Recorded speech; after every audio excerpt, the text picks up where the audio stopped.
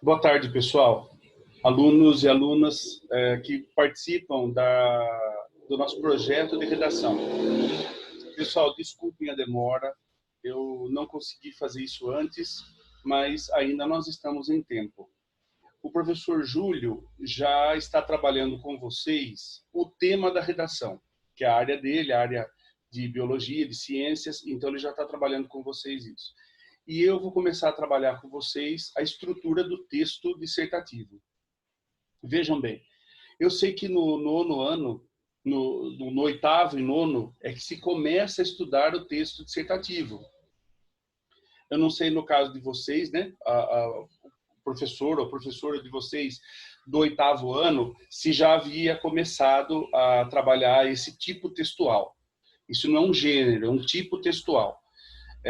Tipo de texto, nós temos menos do que gêneros de texto. O tipo de texto, ele é muito mais a estrutura do texto, o suporte em que o texto se apresenta. Por exemplo, se eu conto uma história de aventura, de romance, de terror, o suporte desse gênero de texto, de gênero conto, gênero romance, ou gênero crônica, por exemplo, que são narrativas, o suporte de texto é o tipo textual chamado de narração. A tipologia textual é chamada de narração. Ele é que suporta aquela estrutura de um texto em que eu narro, em que eu conto uma história. Quando eu penso em tipo dissertativo, eu estou pensando no suporte de texto que traz uma discussão sobre um tema, sobre um assunto, com tomada de posição, com opinião, com argumentação.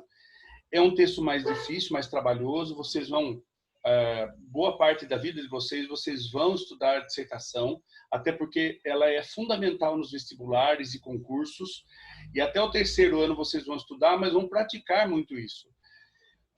Se a gente pode dizer que existe um segredo para um bom texto dissertativo, eu digo que o segredo é muito trabalho e muita prática.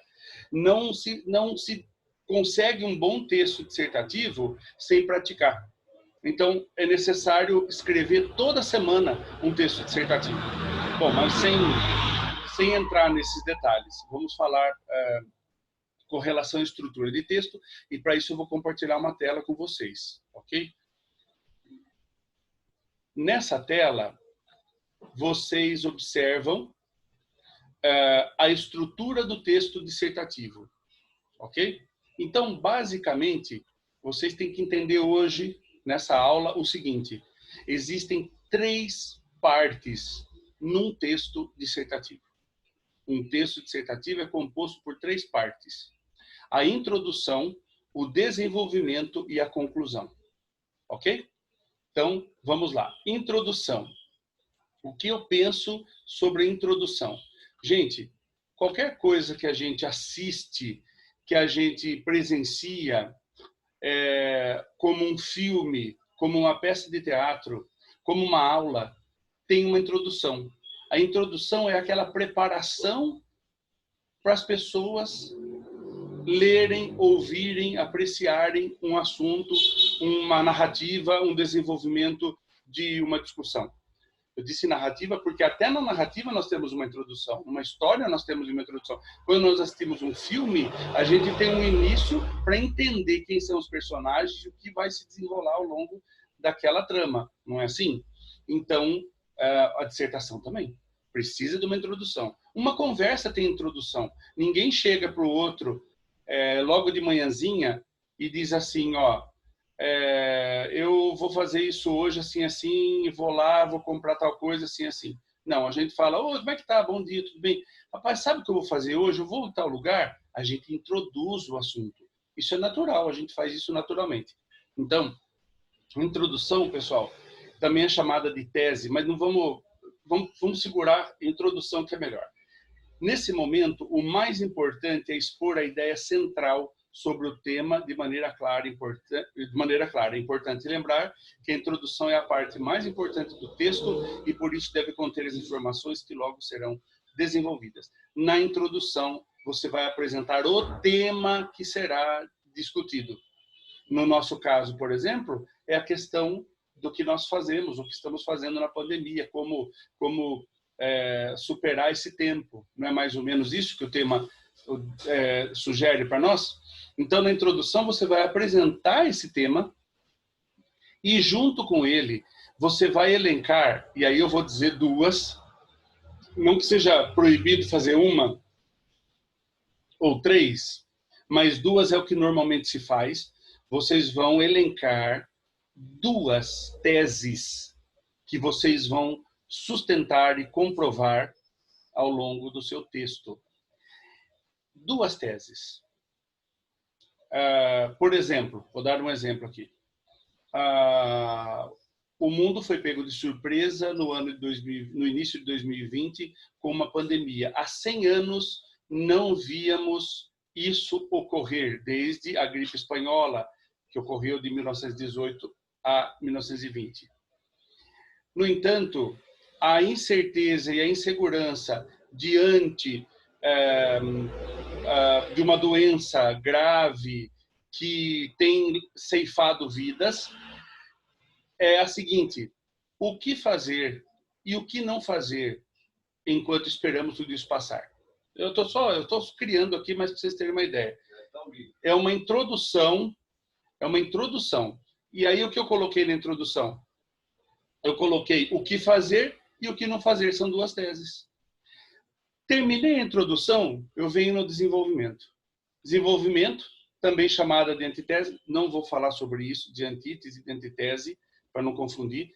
Desenvolvimento é onde eu vou desenvolver o tema que eu somente citei na introdução. Nessa parte do texto é que se desenvolve a argumentação, por meio de opiniões, dados, levantamento estatísticas, fatos e exemplos sobre o tema, a fim de que sua tese, que a sua ideia central, seja defendida com prioridade. Então, nesse desenvolvimento, vamos lembrar, nós não pusemos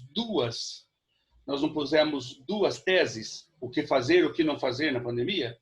Nesse primeiro parágrafo de desenvolvimento, eu vou colocar o que fazer.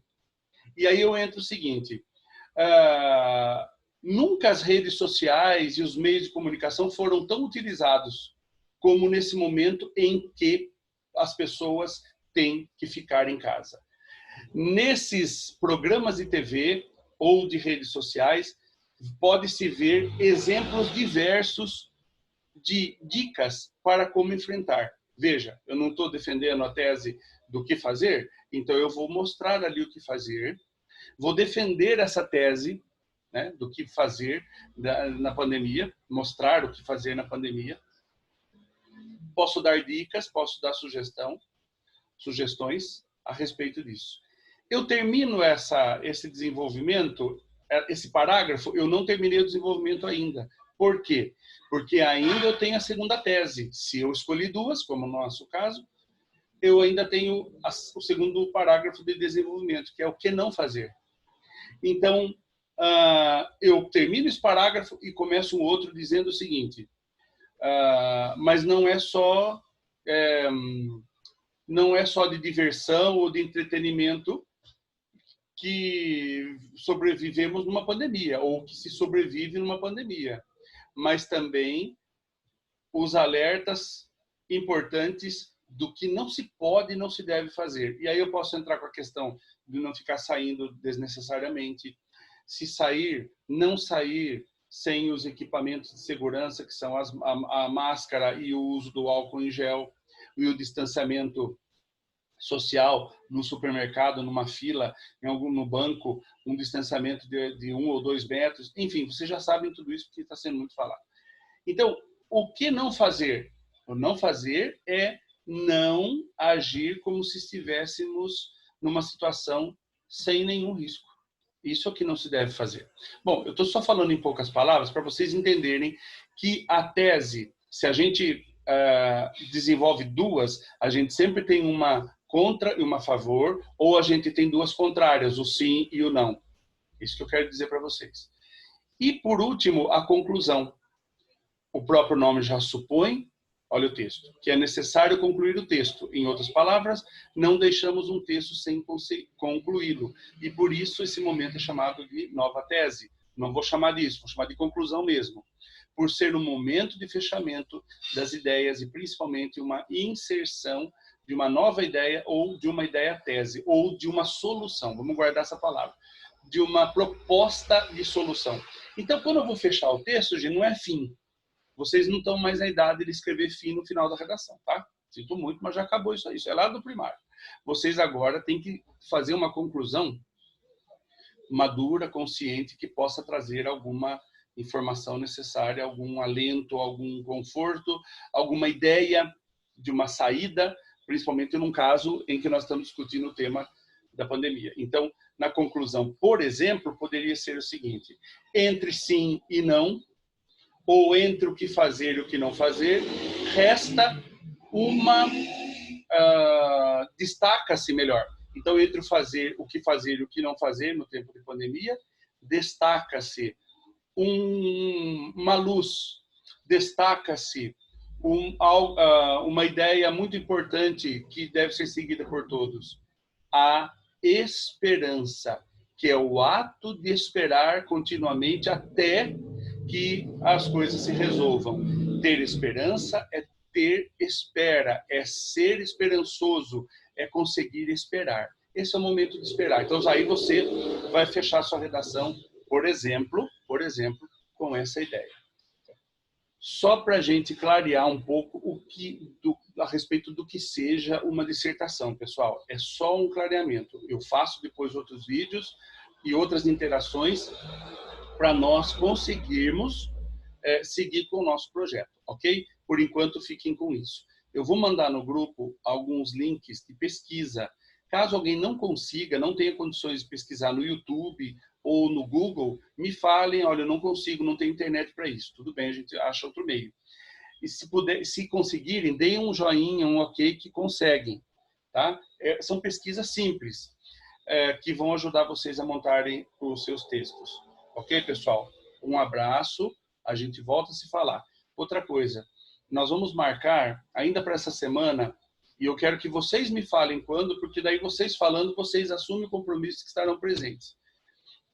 Ou quinta ou sexta, nesse horário aqui, que já terminou o período de aula, porque eu tenho muita coisa para entregar, muita coisa para corrigir, eu tenho demandas para seguir da escola, então seria melhor após o momento da escola, se for possível, escolha o dia para nós fazermos uma videochamada e nós interagirmos um pouco, conversarmos um pouco sobre isso. Ok? Um abraço, muito obrigado, gente.